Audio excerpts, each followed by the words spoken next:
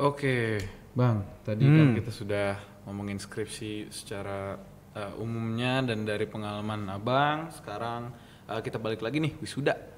Wisuda kan tadi udah dapat nih SKL. Terus pas awal juga di-mention balik-balik dari udah dapat lulus, healing dulu, santai dulu. Tapi buru-buru gitu ya, bukan buru-buru sih. Fokus lagi balik gitu. Jadi missionnya masih ada untuk langsung ke dunia korporat, ke dunia industri mencari pangan, cuan. Gitu. Nah itu di antara waktu abis healing sampai wisuda gitu, itu ngapain aja ya Bang? Kalau nggak salah sempat mention training kan ya? Iya benar. Nah sebenarnya ngapain aja? Pastinya yang pertama identifikasi dari lingkungan sebenarnya. Misalnya identifikasi sebenarnya kebutuhan di zaman itu apa gitu loh. Right. Kebutuhan kalau misalnya emang mau kerja berarti kebutuhan dunia kerja apa? Nah kalau udah, misal contohnya kalau gue kemarin kebutuhannya gue lihat orang tuh lebih suka kalau misalnya lulusan S1 dia bisa ngolah data. Ngolah data. Kan S1 tuh kelebihannya kita tuh bisa berpikir logik kan. Nah dengan berarti kita harus ngelatih itu dong, ngolah data, logiknya, terus yang pastinya ya ilmu pangannya misal kayak gitu. Nah makanya dari yang hal-hal tersebut, plus satu lagi dari yang lu suka. Oh. Ya dari yang iya itu pertimbangan ya. banget, interestnya di mana kayak gitu kan, pengennya apa. Dari hal-hal tersebut makanya dipilihlah kita mau training apa gitu, mau ngembangin di mana. Nah makanya kalau gue kemarin pertama gue pastinya ikut kayak kelas-kelas yang terkait dengan dunia pangan. Ya kayak HACCP, ya itu juga ada juga loh di luar gitu loh, ada yang ngebuka kelas itu juga. Nah karena kan biasanya kalau misalnya dunia kerja itu bisa nyarinya sertifikat.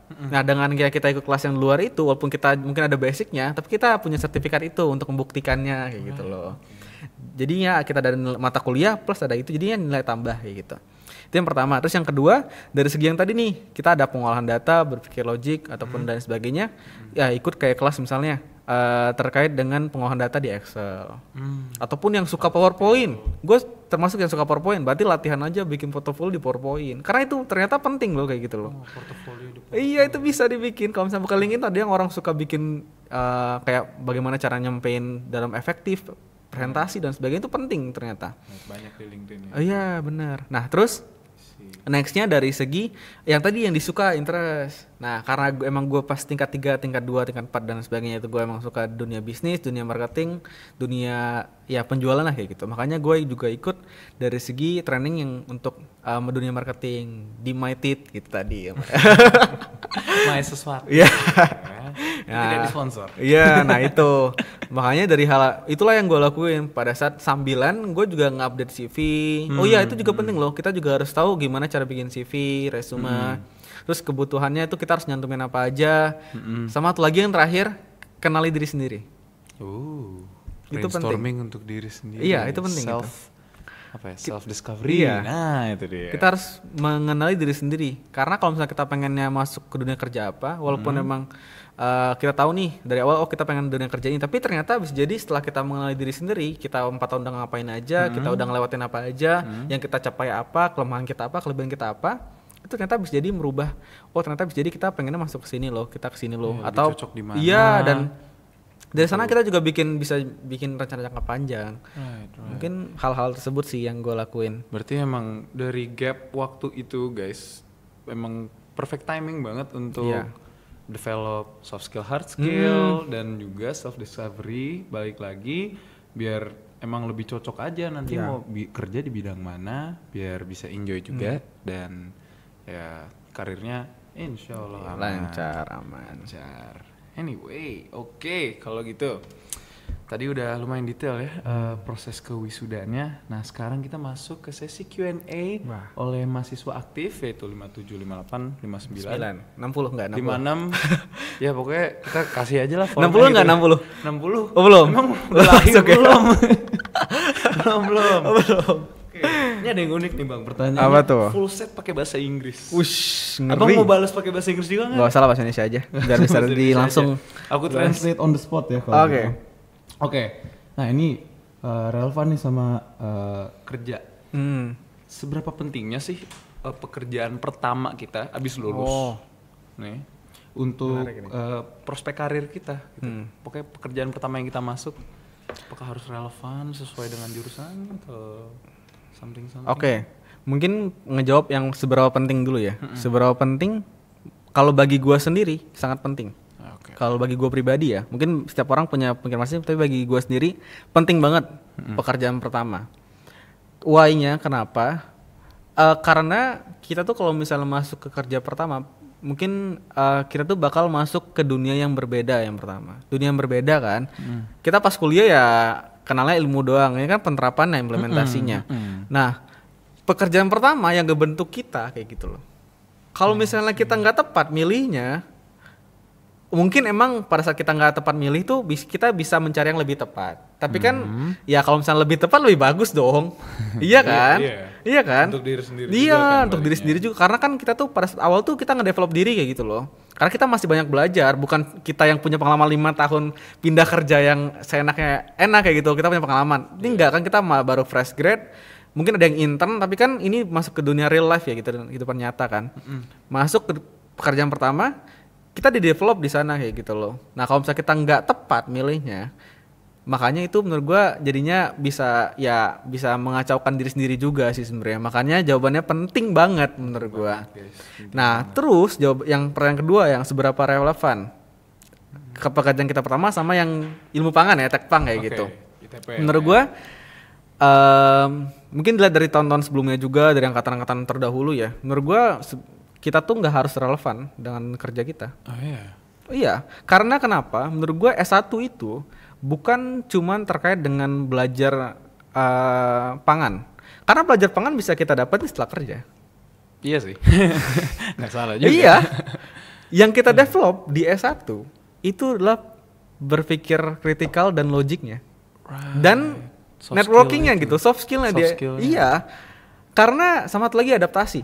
Karena kita tuh di kuliah itu, kita dari SMA nih, kita SMA-nya taunya ya cuman sekolah main dan sebagainya. Pas kuliah kita baru menjadi beranjak dewasa kayak gitu kan. Nah, kita memang belajar ilmu pangan ya gitu ya. Tapi menurut gue pas kerja beda lagi yang dipelajarin. Nah makanya gue bisa bilang kalau misalnya S1 itu bukan cuma kita belajar ilmu pangan, tapi kita juga harus develop soft skill tadi dari segi ya mungkin ada yang mungkin leadership, ada yang mungkin komunikasi, mungkin ada yang juga dia negosiasi kayak gitu kan ya. Ataupun dari segi dia bisa strategisnya kayak gitu-gitu. Jadi belajar S1 tuh yang penting tuh mendevelop critical thinking dia bukan cuma belajar. Iya benar. Makanya banyak pengalaman alumni itu yang nggak relevan pas kerjanya. Dan menurut gue itu oke gitu loh. Karena emang pada saat kerja itu kita belajar lagi. Yang penting kita udah develop pada saat kuliah S1 itu kita belajar, otak kita tuh belajar gitu untuk belajar banyak hal itu. Makanya kalaupun nggak relevan kayak misalnya ada anak ITP masuk marketing, masuk sales, masuk bank. Institut Perbankan Bogor. Mantap. Pada ya kayak gitu. Karena yang dilatih dia ya kan logik yang belajar kayak gitu kan ya. Nah, jadi menurut gua mau relevan ya boleh, nggak relevan juga nggak apa-apa. Toh juga kan kalau misalnya kita nggak relevan nih dan kita bagus di nggak relevan itu keren dong berarti tapi misalnya di relevan dan nggak relevan juga bagus ya gitu loh. Iya makanya. It's all in yourself juga bener. Gitu baliknya kan. Makanya itu udah jawab relevan. Relevan. Berarti abis ini jadi bintang film. Wah boleh. Bintang film dengan background pangan bisa jadi ya jadi chef bisa, jadi apapun bisa, jadi youtuber apapun bisa. Nantikan. Bisa. Nantikan. Ya apa?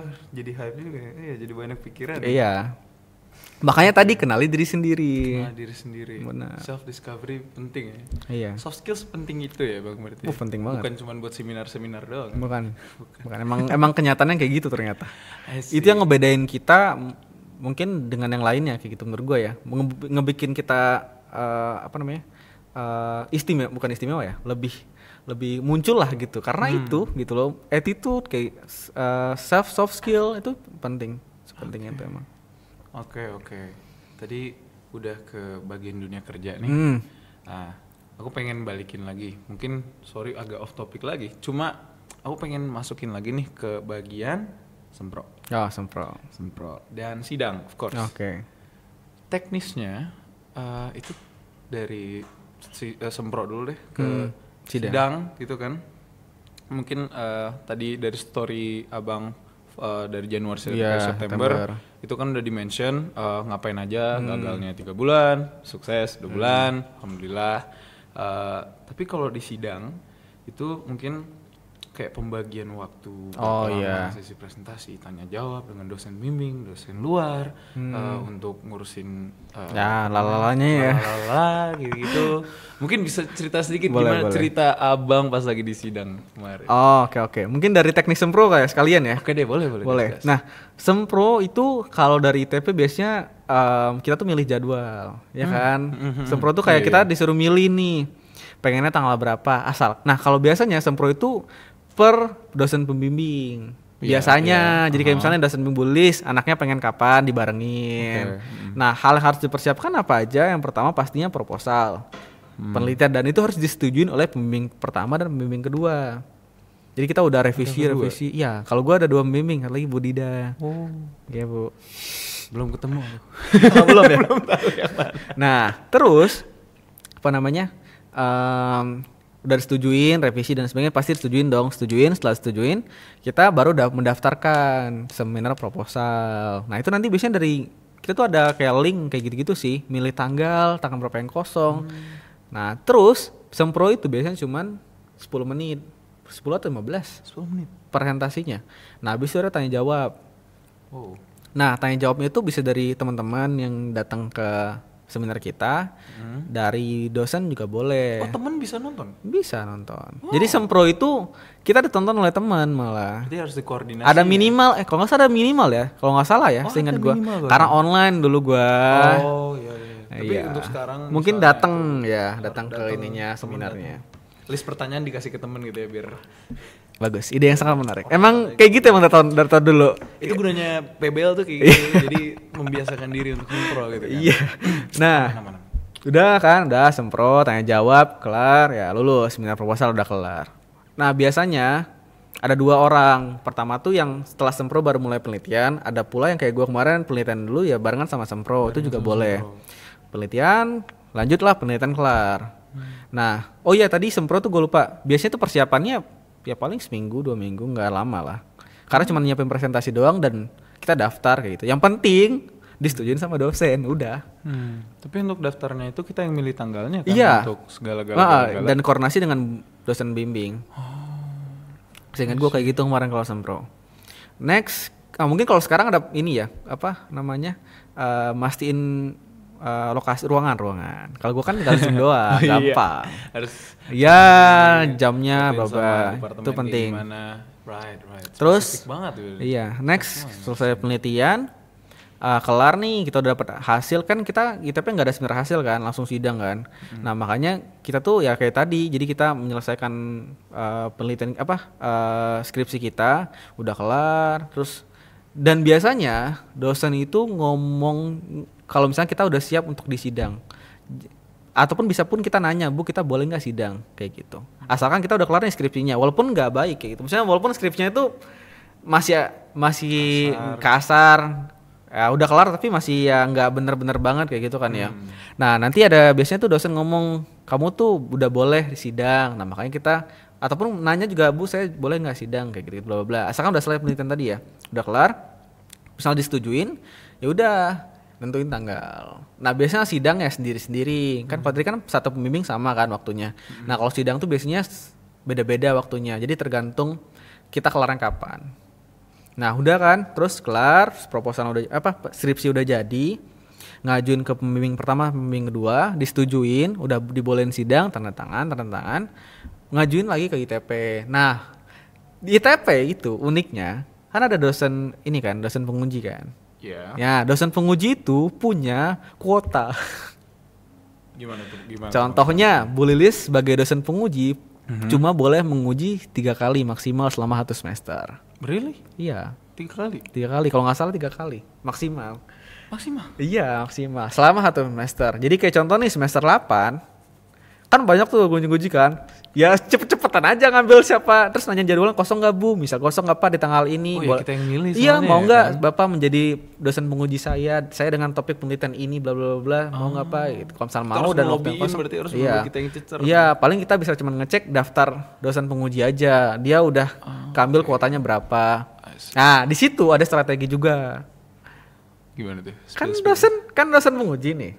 Dosen penguji kan, otomatis kan mereka dosen penguji itu pasti punya ranah yang berbeda, punya punya kritisnya yang berbeda kayak gitu. Nah, misalnya dosen pembimbing kita tuh kritis di bagian A, B. Nah, kita tuh pengen dikritisin bagian mana. Kita bisa milih kayak gitu loh. Itu strategi. Bisa koordinasiin sama dosennya. Dan kita bisa nanya ke angkatan sebelumnya juga, dosen pengujinya siapa, dulu ditanya apa aja. Jadi kita udah mempersiapkan nih, kira-kira kalau misalnya kita cuma pengen ditanyain misalnya pengen dibahas dari segi metodenya, kita milihnya dosen penguji siapa. Ya, tapi itu mungkin sedikit tips, mungkin berubah ya tahun ini, tapi kan nggak tahu ya. Tapi itu strategi gitu loh. Kita juga bisa bikin strategi untuk dosen penguji. Ya ini kalau ditonton dosen ya mohon maaf. Bapak, Ibu. Gak bisa ditentukan juga ya siapa yang paling kritis, siapa yang paling killer. Soalnya ujung-ujungnya kita yang milih, kita yang koordinasikan. Iya. Gitu. Tapi paling ya tadi bisa milihnya tuh bidangnya. Kayak misalkan gue kan sari kedelai misal, berarti gue bisa mungkin milih Pak Slamet, misal doang ya pengujinya gitu, karena mungkin Pak Slamet ada konser di bidang kedelainya kayak gitu-gitu loh. Jadi kita ada strategi untuk milih dosen pengujinya juga berdasarkan yang tadi ketersediaan kuota. Nah udah tuh kepilih dan dosennya pengujinya mau. Kebetulan kalau gue kemarin dosen pengujinya Bu Harum. Ya halo Bu Harum. Nah gue kemarin Bu Harum dosen pengujinya. Bu Harum setuju. Masuklah kita milih tanggal, dapat tanggal, udah milih ruangan juga. Gue offline sidangnya. Akhirnya sini ya. Online sempro online tapi sidang offline. Bayangkan mentalnya udah lama nggak kuliah offline kan? Udah lama nggak kuliah offline, udah lama nggak presentasi offline. Tiba-tiba disuruh sidang offline. Gimana? Agak geter gitu. Iya. Nah, itu persiapannya mungkin kalau gua kemarin di 2 minggu 3 minggu sih persiapan buat PPT dan lain sebagainya. Sidang lah, masuk ke sidang. Iya, presentasi seperti biasa. Maksimal kalau nggak salah juga 15 menit deh. Cuma sidang itu kalau gua kemarin total 2,5 jam. Iya. Itu untuk berapa banyak anak? Satu orang. Iya, jadi gua kemarin di sidang 2 jaman. Ya. Untuk presentasi 15 menit. Iya, jadi tanya jawab terus bahas kamu tuh ini banyak lah dibahas di sana gitu. Damn. Ya itu 2 jam. Ada mungkin yang cepet 1,5 jam lebih kayak 1 jam 40 menit juga ada. Tapi rata-rata di 2 jam sih. Damn. Ya. Ya itu mungkin kalau dari teknis pengujiannya mungkin gue bisa ceritain dari segi garis besarnya aja ya. Kalau satu dosen beda-beda ya. Pastinya setelah kita presentasi ditanyain hasil kita, itu pasti. Kenapa hasilnya kayak gini? Nah, konsepnya yang kita harus paham. Konsepnya harus kita paham gitu loh. Nah, itu tuh dari dosen pembimbing 1-2, penguji juga nanya semua. Jadi nggak cuma dosen penguji doang yang nanya, tapi semuanya nanya kayak gitu. Nah, ditanyain konsepnya kayak gimana, kenapa jadinya kayak gini, kenapa alasannya ini, itu tanya semua, kenapa kamu nulis ini, pakai citasi ini dan lain sebagainya itu. Oh, citasi juga ditanya? Iya, tanya. Spesifik itu? Spesifik itu. Aduh, apa kabar gue yang... Soalnya aku biasa aja gitu kayak, ini ada faktanya, ini yang terjadi di praktikum, sesuaiin sama citasi, pilih aja yang random yang ngebahas itu. Gue juga kayak gitu kok. Gue juga kayak gitu. Tapi itu nggak apa-apa tuh pakai alasan. Oh enggak, pas penelitian nggak bisa. Maksudnya pas tingkat 3 maksudnya. Gue kayak gitu juga. Malah kan bisa dari teman kan citasinya. Iya, jujur kayak. Sama. Ini yang terjadi nih. Gue bingung nyari jurnal. Ya udah cari. Buka aja punya teman. Iya. Kopas. Iya itu. Tapi pas penelitian kayak gitu. Ya Gua harus penelitian. bercanda. Pas penelitian kayak gitu. Jadi kita harus paham penelitiannya. Yang Aduh. disitasin tuh penelitiannya apa kayak gitu. Damn. Ya. Terus pas sidang pun ya tiap dosen beda kan. Maksudnya kayak ada yang mungkin kita nggak bisa jawab, ada yang nggak dibolehin, ada yang pernah juga ada yang pernah ngulang kayak gitu. Sidang ada yang pernah ngulang Itu bisa dalam semester yang sama kan? semester yang sama. Biasanya minggu depannya atau 2 minggu laginya kayak gitu. Oh, kira harus nunggu berapa Enggak, bulan enggak. gitu. Tergantung dosen, tapi biasanya cepat sih. Gila. Yang jelas mungkin setiap dosen punya toleransi masing-masing. Right. Yang penting Ya. mungkin dosen tuh juga udah punya target dari sidang ini tuh apa gitu loh. Indikator kalau misalnya anak ini bisa lulus tuh apa. Nah dari sanalah mungkin kita dinyatakan lulus. Kayak gitu.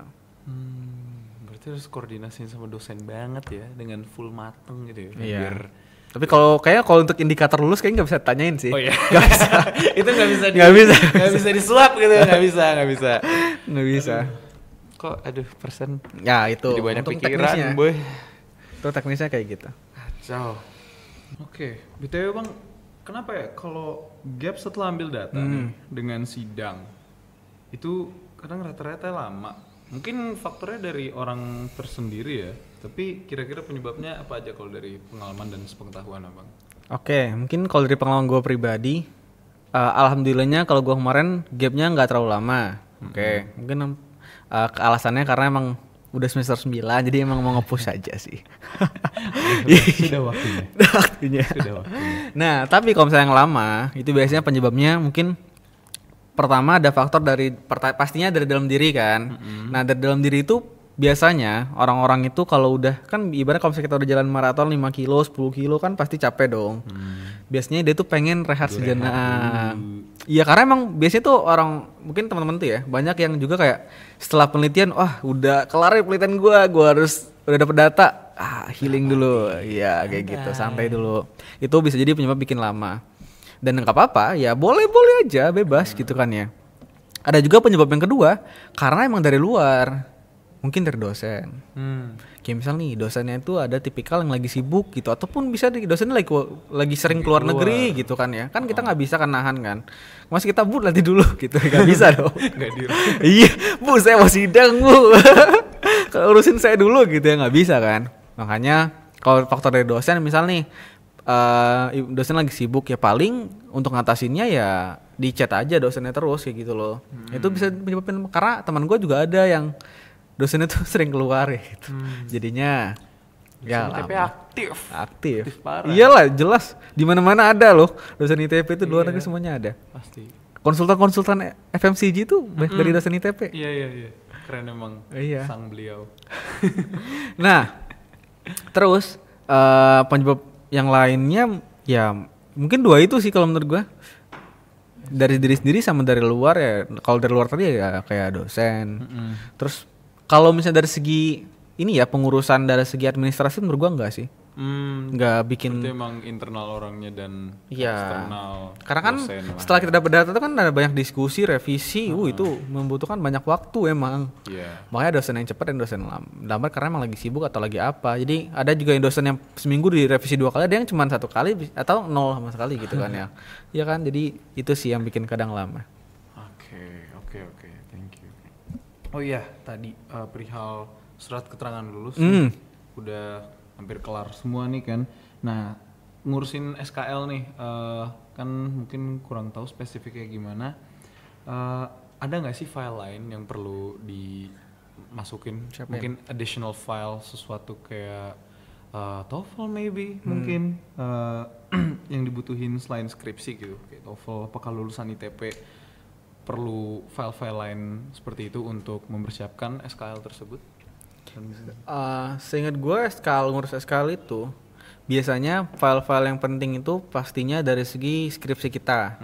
Ya udah ada tantangan ini oleh dosen pertama, kedua, penguji sama kadep. Ya, kepala departemen. Nah, terus file-file lainnya ya selain dari itu ada kayak ngurus surat bebas lab. Kan kita nge-lab nih, kita pakai barang, kita minjem barang kah atau beli barang yang belum dibayar itu harus diselesain semua. Dibuktikan dengan surat keterangan bebas lab. Kayak contohnya gue kemarin di Teknopark misal di mana ataupun di PAU misal. kan sempat make tuh. Nah kita harus bikin surat keterangan bebas labnya. Itu ngajuin kalau misalnya kita udah ngebalikin semua alat lah atau ngebalikin apa, itu juga penting. Oke. Nah terus itu kan dari SKLITP ya. SKLITP itu seinget gue paling yang kritis di situ doang sih. Terus transkrip tuh kita mintain ke Transkrip nih ya, dari 1 sampai sekian. Ya terakhir. Ya ke TU kayak gitu kan ya. Seinget gue itu sih yang mungkin yang lebih yang kritis ya. Kalau misalnya SKLIPB yang ke perpustakaan itu biasanya dia enggak, maksudnya SKLIPB itu biasanya tuh ada yang diurus ke perpustakaan juga, jadi bukan cuma di ITP doang. Di IPB ada ITP. Iya. Iya jadi kayak misalnya ngurusnya tuh dari segi kita tuh harus ngeprint skripsi kita misal, harus ditaruh di perpustakaan kayak gitu loh. Berapa ratus halaman. Iya, yang kayak gitu-gitu. Itu harus tuh. Jadi kita harus ngasih fisiknya ke perpustakaan. Jadi nanti ada surat bebas pustaka kalau nggak salah. Tapi itu wajib untuk semuanya? Wajib, semuanya, semua fakultas kalau yang itu. Semua mahasiswa iya, juga? Semua mahasiswa. Waduh. Nah yang kayak gitu itu juga dibuat SKLIPB kalau nggak salah. Nah terus dari selain itu, seingat gue lupa ya, ITP itu kalau nggak salah perlu TOEFL kalau nggak salah. Tapi 450 kalau nggak salah minimal. Seingat gue 450 minimalnya. Atau ini gue lupa, gue tuh ingat itu departemen lain apa departemen ITP gitu loh. Seingat gue ada, tapi kalau misalnya mungkin bisa di cross check lagi ya sama yang lain-lainnya gitu. Semangat kalian yang lagi belajar TOEFL. Iya, seingat gue ada, tapi kalau misalnya gue salah nanti koreksi aja ya. Karena seingat gue tuh ada emang kita masukin skor TOEFL. Terus selain dari sana kayaknya hal-hal yang menurut gue nggak terlalu kritis sih, makanya gue nggak inget. Mungkin kayak kakak yang kayak gitu-gitu, hal-hal yang mungkin administratif sih. Kartu keluarga. Iya kalau nggak salah make deh, atau itu ngelamar kerja. Gue tau lupa gue. Intinya yang hal-hal yang nggak terlalu kritis sih, makanya gue nggak inget. Jadi kalau misalnya nih break nih dalam ngurusin skripsi, kerja segala, udah punya keluarga, terus mau ngurusin SKL pakai kartu keluarga yang udah punya keluarga gitu. Iya kalau nggak salah ya. Siapa yang mau nikah sebelum lulus? Saya. Iya. Wow. Paling itu sih. Tapi mungkin perlu dikoreksi ya. Bisa ada cek biasanya kalau teman-teman gue tuh biasa bikin list kayak gitu, list keperluan SKL kayak gitu. Mungkin itu sih untuk ngurus. Oke. Baiklah, sepertinya sudah sangat detail dan masuk ke dalam seluruh proses dari segala proses ya. Bagi informasi yang mungkin belum lengkap ya cari tahu sendiri. Tanya kating, tanya kenalan gitu-gitu. Mungkin bagi sobat-sobat saudara-saudara 56 angkatan 56 yang sedang fighting melalui proses menjalani penelitian dan menyusun skripsi, kami doakan yang terbaik dan semoga ini informasi dari Bang Rido membantu. Amin, ya amin.